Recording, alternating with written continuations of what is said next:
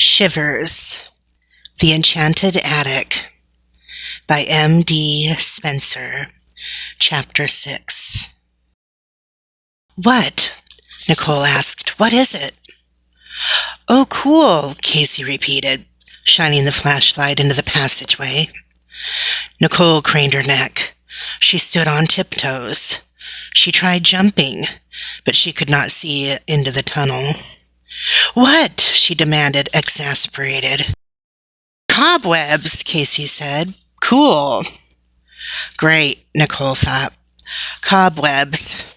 I have a sister who is fascinated by cobwebs. "Anything else?" Nicole asked. "Nope," said Casey. "Just a lot of cobwebs." Nicole looked up and saw Casey's feet disappearing into the passageway. There was nothing to do but follow her. "Wait," Nicole said. She heard a little quaver in her voice, and she realized she sounded almost scared that her little sister was leaving her behind. How embarrassing. She clambered up the ladder and peered into the passageway. All she saw was total blackness. There was no sign of Casey. Nothing but utter darkness. Her sister had disappeared, vanished. Nicole heard a scuffling noise. She caught her breath in a way that sounded like a hiccup. Where was Casey? Why couldn't she see her? "Casey!" she called, louder than she meant to. This time there was a big quaver in her voice as it echoed through the passageway. "Casey!" The scuffling noise continued. Nicole saw a glow far down the passageway. It wavered and moved. Half frozen, she tried to make out what it was. Then she saw the outline of a body sideways in the passageway, on its hands and knees. Suddenly a beam of light stabbed her in the eyes. Then she heard Casey's voice. "Yes?" Nicole closed her eyes and turned away. "Get that light out of my eyes, you little brat," she said. "Sorry," said Casey. She was enjoying this adventure too much to be offended, even when she was called a brat. "Look," she said. She shined the flashlight around the edges of the passageway. Nicole had never seen so many cobwebs. She'd never seen even half that many. They hung from the ceiling like strips of gauze. The passageway looked as if it were filled with a thick gray fog. In the center of the cobwebs was a hole, where Casey had torn through as she crawled. "You coming?" Casey asked. "This is fun." She shined the light up at her own face. She was grinning, but the strange angle of the light gave her face an evil glow. So many cobwebs clung to her head that her blonde hair looked gray and stringy. Strands stuck to her cheeks. She seemed not to be crawling through cobwebs, but swimming through them. I'm coming," Nicole complained.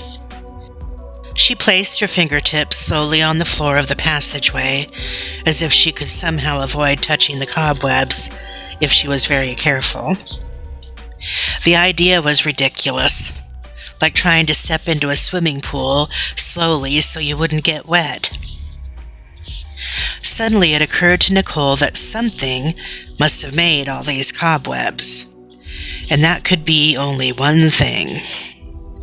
"Casey," she called, her voice a little shaky. "Do you see any spiders?" Casey shined the flashlight all around. The beam of light illuminated the low ceiling, the walls, the floor. "Not yet," she called happily. "Maybe soon." Gingerly, Nicole put one knee into the passageway. Casey was getting impatient. "Come on," she said. "You're a scaredy cat." This was so obviously true that it made Nicole angry. "I am not," she said. Her words echoed emptily through the eerie tunnel. Silently, she told herself this was no time to let her sister get the best of her. Everyone can change, she thought, and if she was going to stop being a scaredy cat, now would be a good time. A true test of her resolve, that was for sure. She gritted her teeth and scrambled down the passageway after her sister. Cobwebs clung to her hands and her arms and her face. Some whipped across her eyes and dangled from her lashes. This stinks, Nicole thought to herself. I should never have told my dumb sister about this place at all. Just as she caught up to Casey, the cobwebs stopped. The air was clear. Nicole moved her arm around in front of her face. She felt nothing. The cobwebs were gone. She looked up.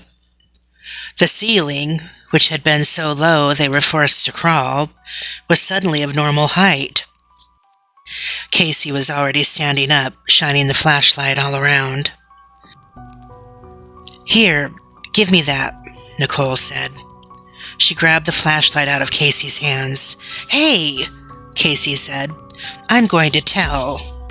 Go right ahead, Nicole said, knowing full well she wouldn't.